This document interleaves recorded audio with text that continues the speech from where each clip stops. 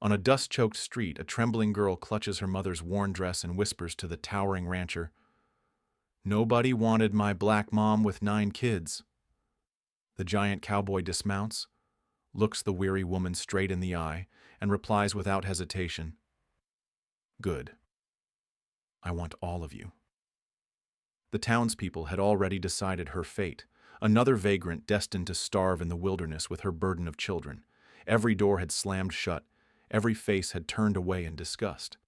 But this lone rancher sees something others miss, offering sanctuary when the woman expects only rejection. Yet beneath his generous offer lies a dangerous secret that could destroy everything he's trying to build.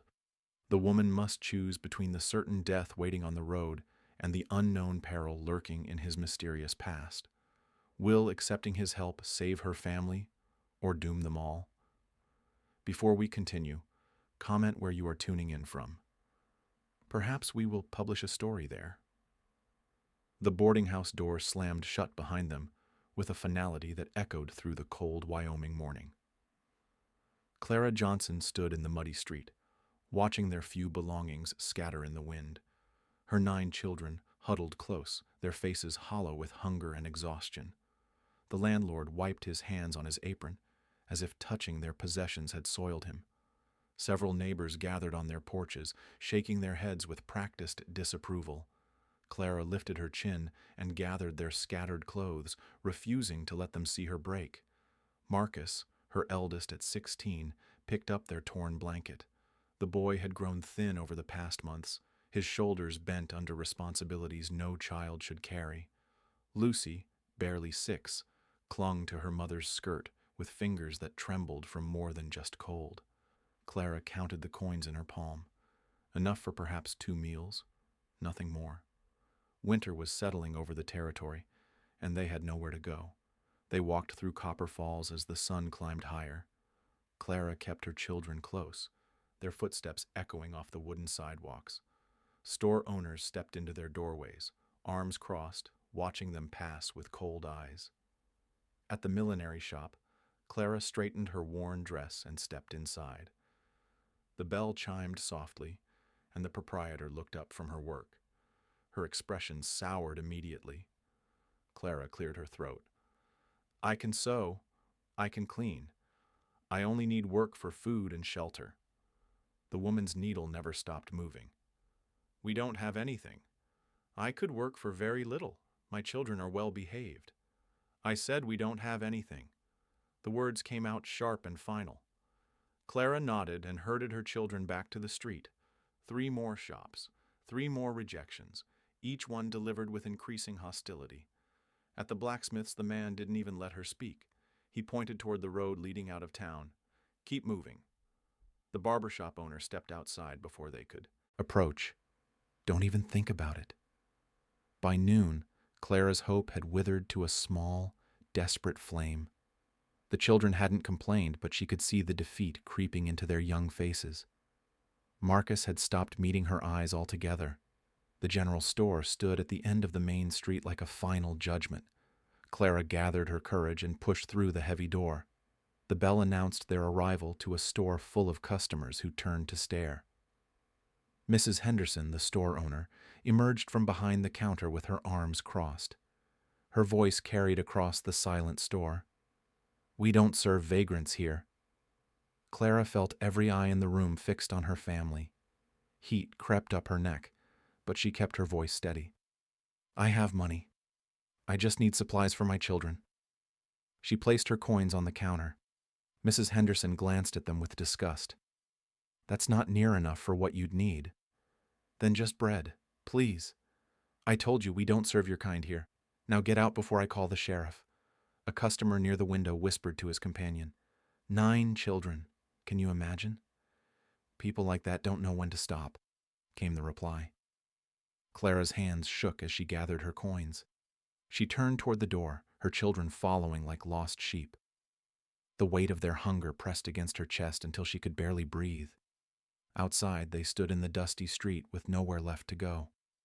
The wind picked up, carrying the scent of snow from the mountains. Clara looked at her children's faces and felt something break inside her chest.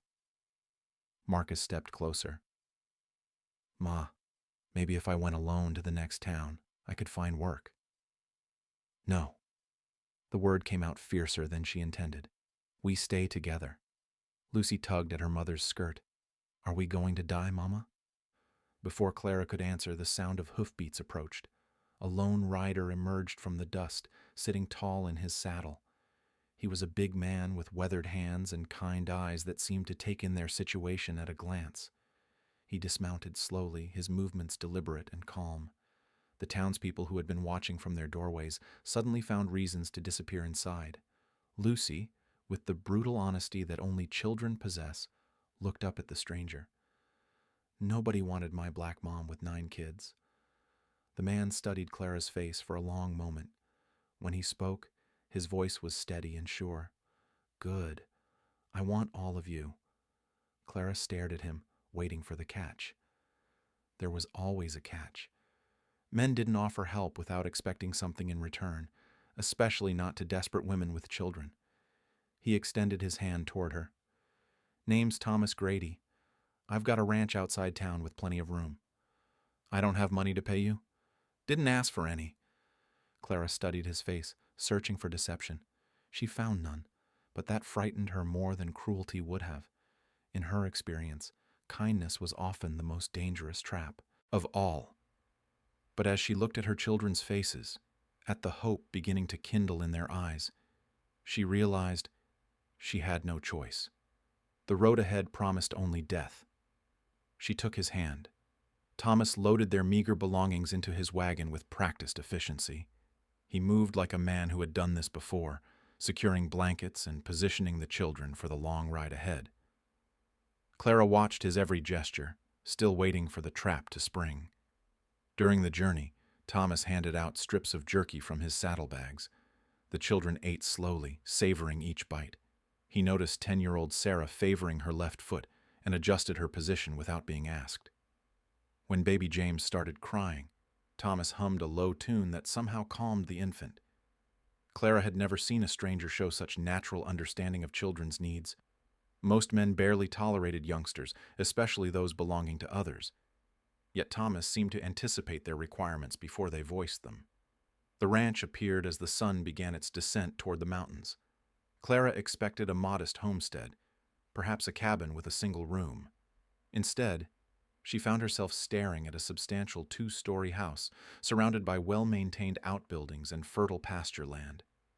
Thomas helped each child down from the wagon. House has been empty too long. Needs family sounds again.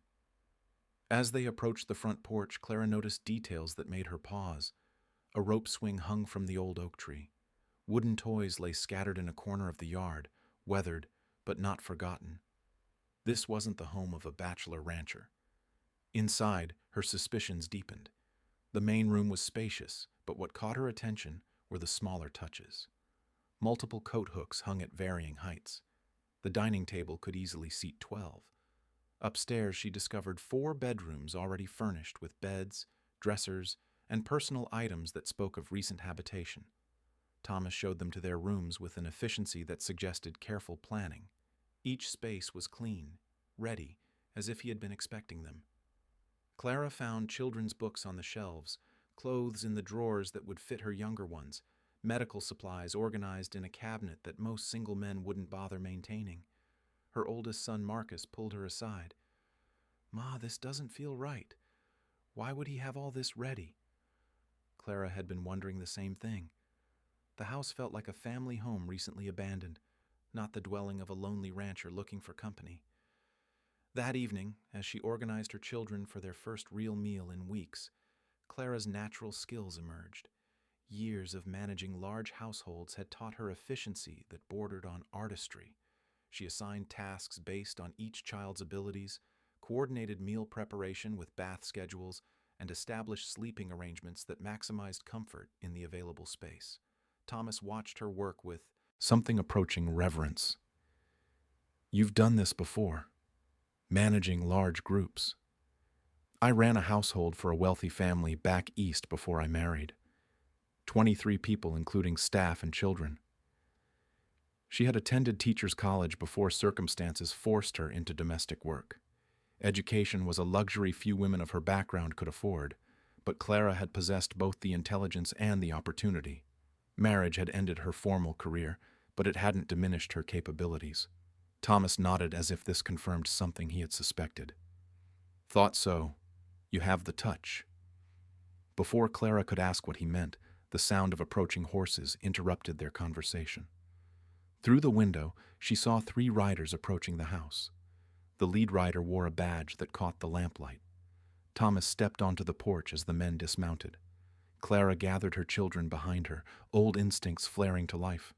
Sheriff Malcolm Price was a thin man with cold eyes and a mouth that seemed permanently set in disapproval.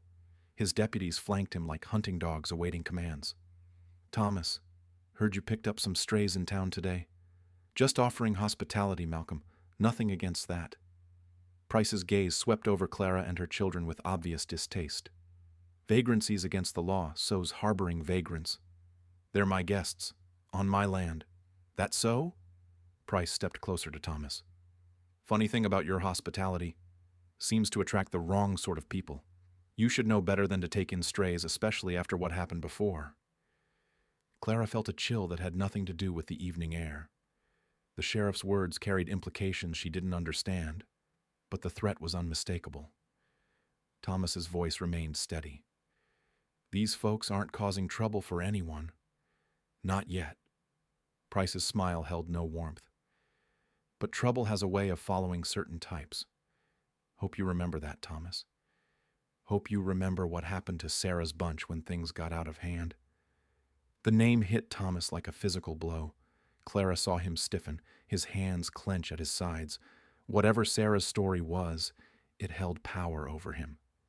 Price remounted his horse with deliberate slowness. We'll be keeping an eye on things. For everyone's safety, you understand. As the riders disappeared into the darkness, Clara approached Thomas. His face had gone pale, and his hands trembled slightly. Who was Sarah? Thomas stared into the distance for a long moment.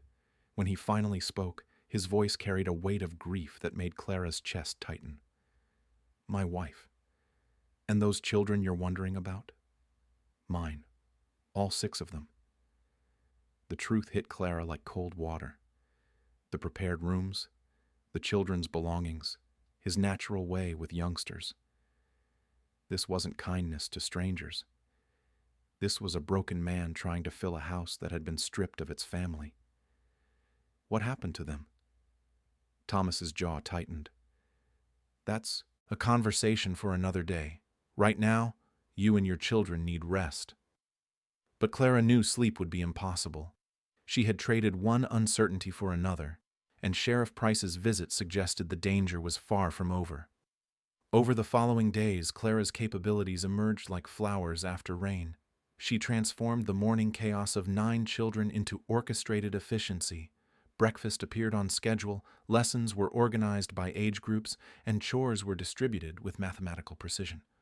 Thomas watched her teach the younger ones their letters while simultaneously mending clothes and planning the day's meals. Her movements were economical, purposeful. This wasn't survival anymore, this was mastery. You studied teaching, Thomas observed one morning. 3 years at Hartford College for Women. Graduated top of my class. Clara's voice held quiet pride. Had to hide it when I looked for work afterward. Employers don't trust educated help. She had concealed her intelligence for years, dumbing down her speech and hiding her knowledge to secure employment. Smart women made people uncomfortable. Smart women of her background were seen as threats.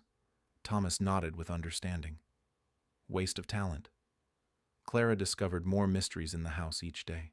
Medical texts sat beside children's primers on the library shelves. Teaching supplies filled an entire closet. Someone had been running an informal school here, and recently. In the barn, she found evidence of multiple families. Sleeping areas had been arranged for different-sized groups. Cooking supplies suggested meals for dozens. This ranch had been a sanctuary before, not just a home. Thomas demonstrated his own unusual skills with her children. When 8-year-old Evan erupted in anger over a broken toy, Thomas handled the outburst with professional calm. He redirected the boy's energy into useful tasks, talked him through his emotions with practiced patience. "Where did you learn to do that?" Clara asked after Evan had settled. "Experience. Lots of it." But Clara suspected more than simple experience. Thomas understood childhood trauma with the expertise of someone who had studied it, lived with it, helped others heal from it. Miss Abigail Turner arrived on a Tuesday afternoon, carrying a basket of books and wearing a curious expression. The school teacher was a small woman with sharp eyes and a manner that suggested she missed very little. She greeted Thomas warmly, then studied Clara's children with professional interest. "So you're doing this again?" Thomas shot her a warning look. "Just helping out some folks who needed it." "Of course you are." Abigail's tone suggested she knew far more than she was saying. "How many families this time?" "Just one." Clara's attention sharpened. Families. Plural. Abigail was talking about multiple groups, a pattern of behavior that stretched back years. After Abigail left, Clara confronted Thomas in the barn. "She's been here before.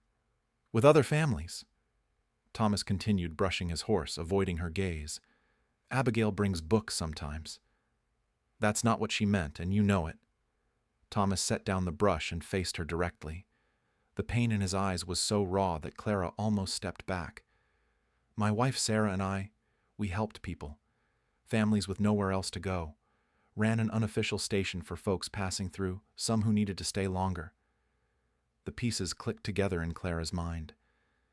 This was a stop on the Underground Railroad. Among other things, Sarah believed everyone deserved safety. Didn't matter their color, their circumstances, or their past. If they needed help, we provided it. Clara felt a chill of premonition. What happened to them? Your family? Thomas's face hardened. 3 years ago, tensions in town got ugly. Group of men came here one night, claimed we were harboring criminals. Sarah tried to protect the children we had staying with us. Things got violent. He stopped speaking, but Clara could fill in the terrible blanks. Violence in these territories was swift and brutal. Families could disappear overnight, especially those who challenged established order. Sarah was killed. My 6 children were taken by authorities. Said I was unfit to care for them. Split them up, sent them to different territories. Haven't seen them since. The full weight of Thomas's generosity hit Clara like a physical blow. This wasn't charity. This was a broken man trying to honor his dead wife's memory by continuing her work. "You've been rebuilding, planning to start again." Took me 3 years to secure the legal documents, prove my fitness as a guardian. Got the house ready, stocked supplies. Been waiting for the right family to help. Clara understood now why Thomas seemed prepared for everything her children needed. He had been preparing for 3 years, planning to fill his empty house with the laughter of children who needed safety. But understanding brought new fears. If Thomas's family had been destroyed for helping others, what did that mean for her own children's safety? As if summoned by her thoughts, the sound of surveying equipment echoed from the eastern boundary of Thomas's property. Strange men had been appearing there for days, measuring and marking with official precision. That evening, Clara found Thomas reading correspondence by lamplight. His expression was grim. More threats? Land Development Company. They're very interested in this particular piece of territory. Clara studied the letters over his shoulder. The language was polite but menacing. References to community standards and property improvements barely disguised more direct threats.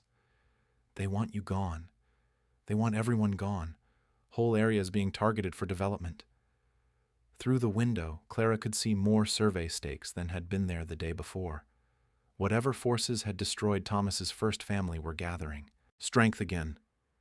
Sheriff Price's warnings echoed in her memory.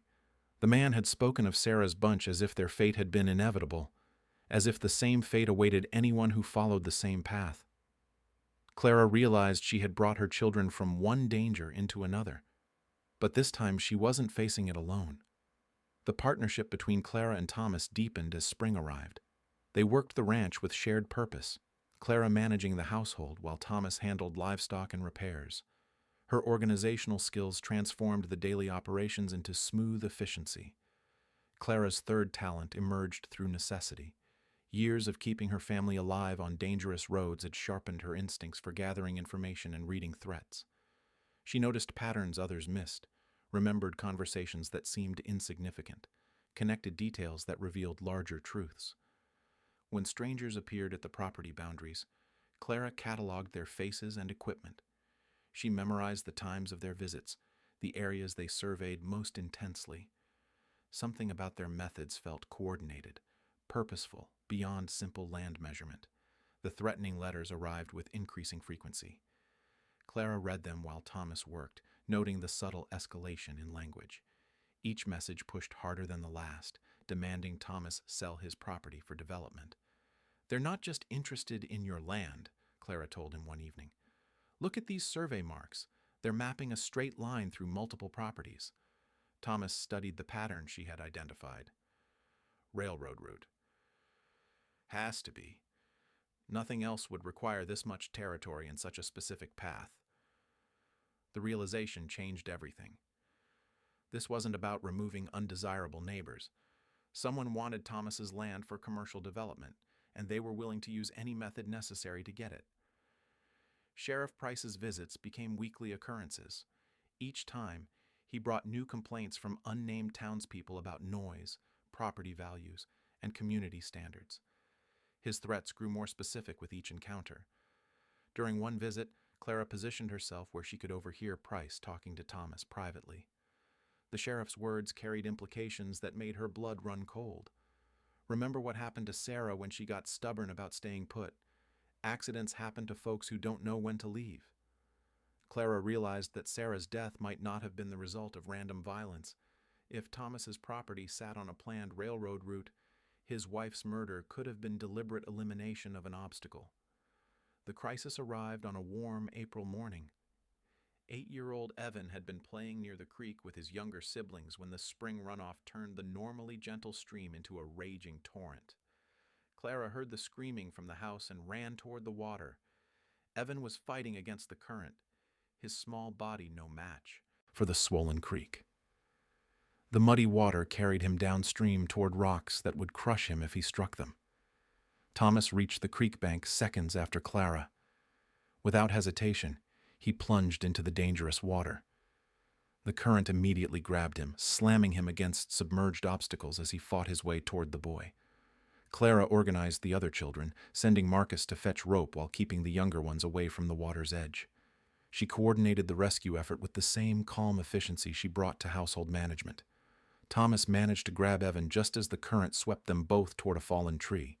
He used his body to shield the child from impact, taking the full force of the collision against his ribs and shoulder. The sickening crack of breaking bones carried clearly across the water. With Marcus's help, they pulled both Thomas and Evan from the creek. The boy was frightened but unharmed. Thomas was unconscious, his left arm bent at an unnatural angle and blood seeping from a gash across his forehead. Clara took control immediately. She sent Marcus for the doctor while she treated Thomas's injuries with supplies from the well-stocked medical cabinet. Her movements were sure, practiced.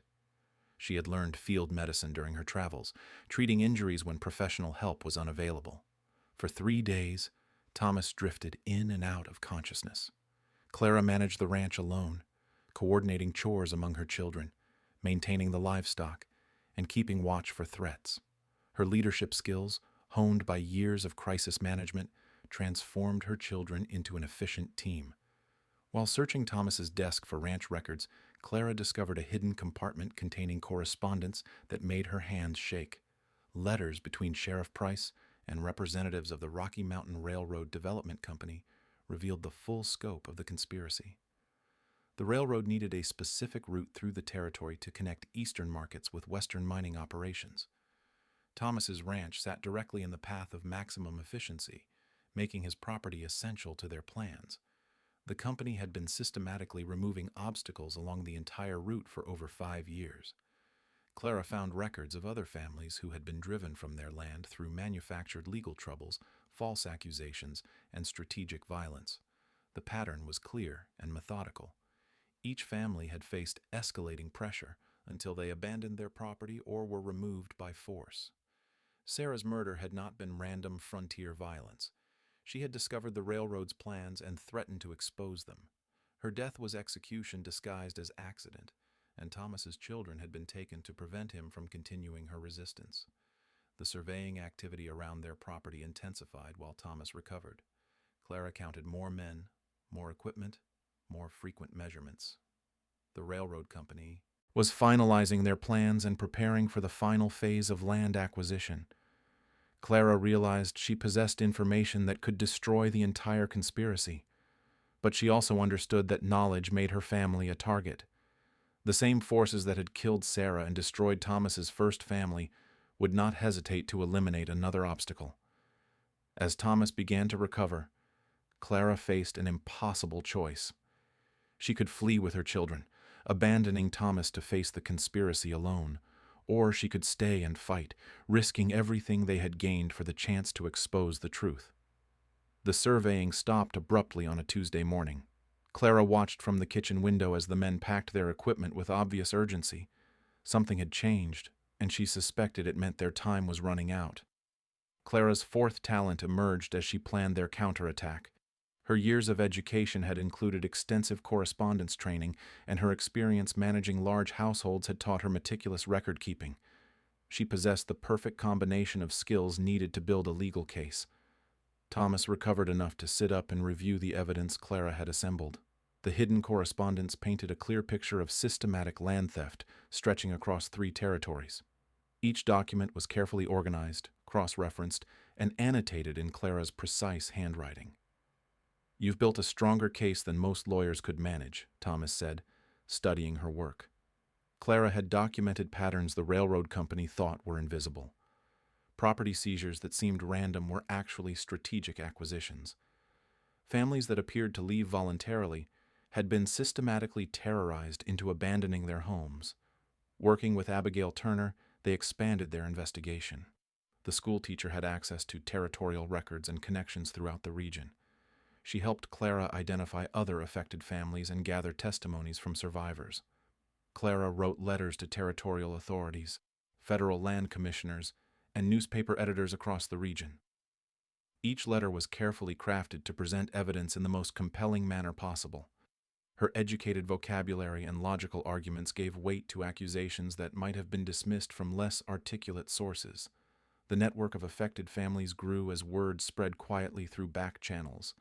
Clara coordinated communication between groups, sharing information, and building solidarity among people who had thought they faced their troubles alone. Marcus proved invaluable as a messenger, carrying correspondence between ranches without attracting the attention that adult movement might generate. Clara's organizational skills extended to managing this intelligence network with the precision of a military operation. The territorial marshal, James Patterson, arrived at their ranch on a Thursday morning in response to Clara's detailed reports. He was a weathered man with sharp eyes who listened carefully as Clara presented her evidence. "You've documented federal crimes here," Patterson told them. "Mail fraud, conspiracy to commit violence, unlawful seizure of property. This goes far beyond local corruption." Clara learned that federal investigators had been tracking the Rocky Mountain Railroad Development Company for months. Her evidence provided the missing pieces they needed to build prosecution cases across multiple territories. The final confrontation came sooner than expected. Sheriff Price arrived with 3 men in expensive suits and an official-looking document.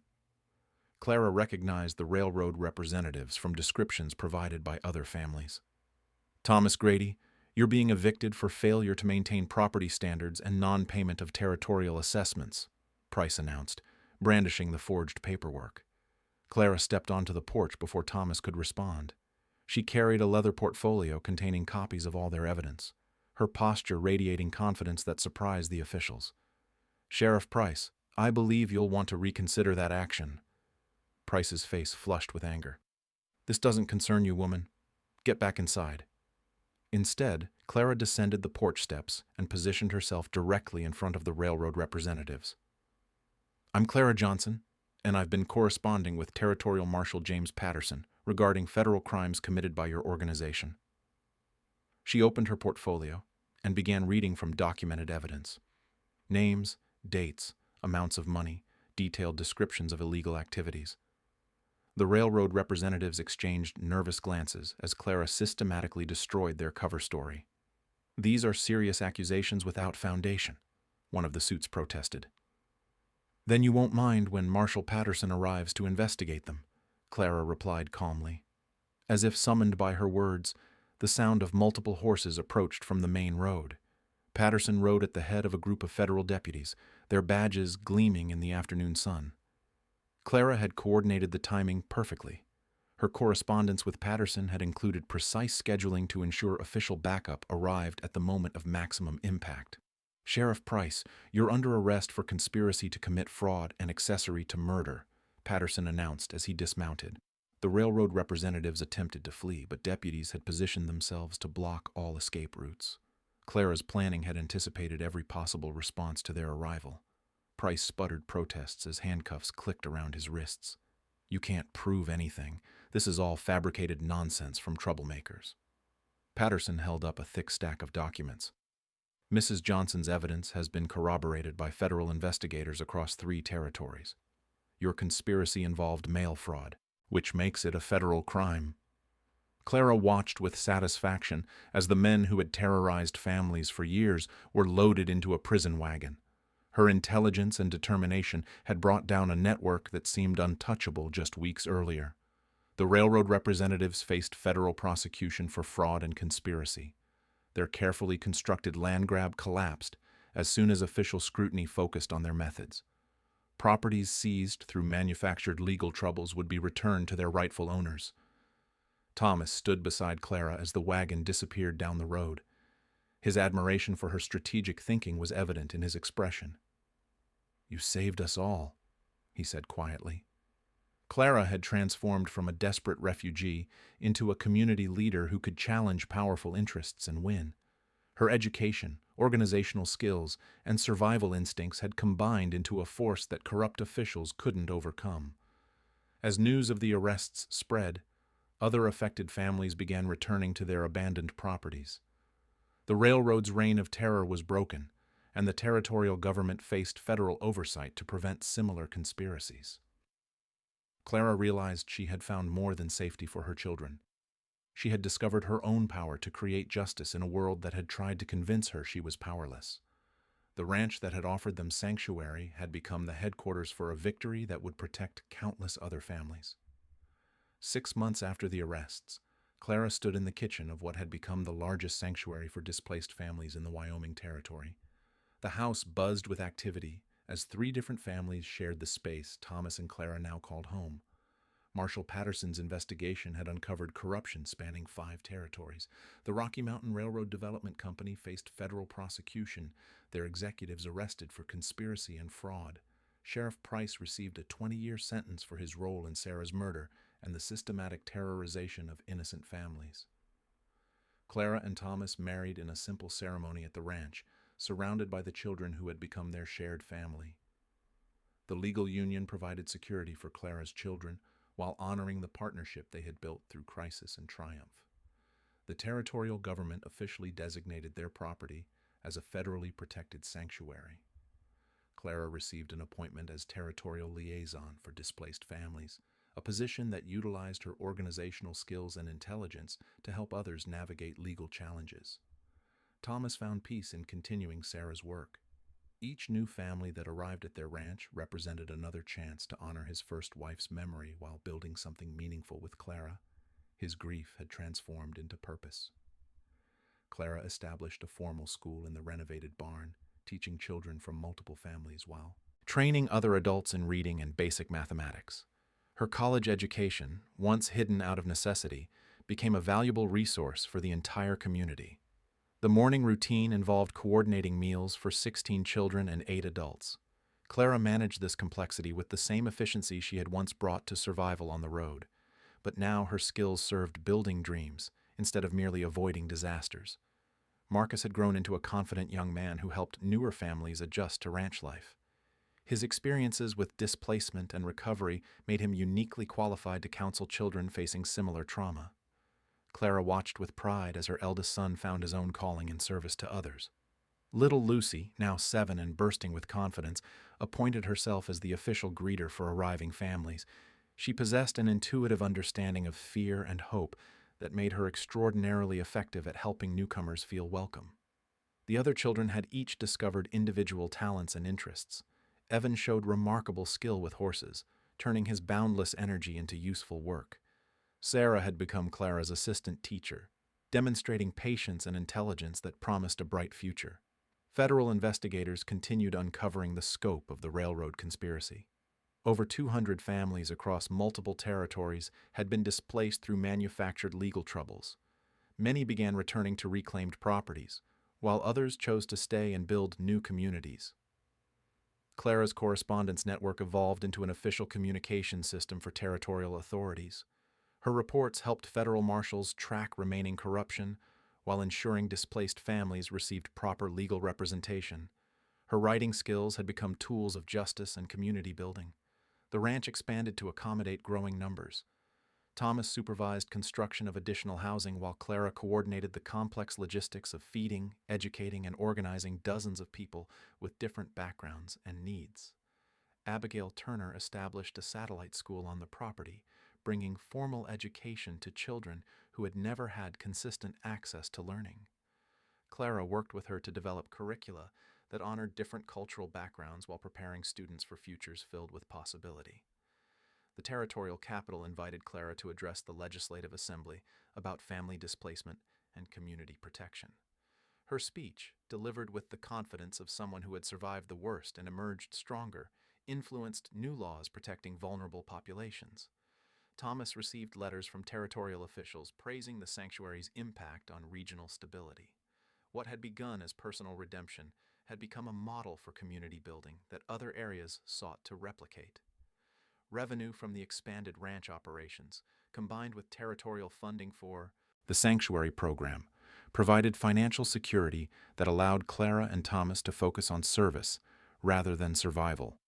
They had created sustainable prosperity through principled action. Families that moved on from the ranch maintained connections through Clara's correspondence network. Former residents sent updates about successful homesteading, business ventures, and educational achievements. The sanctuary had become a launching point for dreams rather than just a refuge from nightmares. One evening, as Clara reviewed applications from 3 more families requesting sanctuary, a familiar scene unfolded on the front porch. A travel-worn woman approached with 4 children, their faces showing the hollow exhaustion Clara remembered from her own darkest days.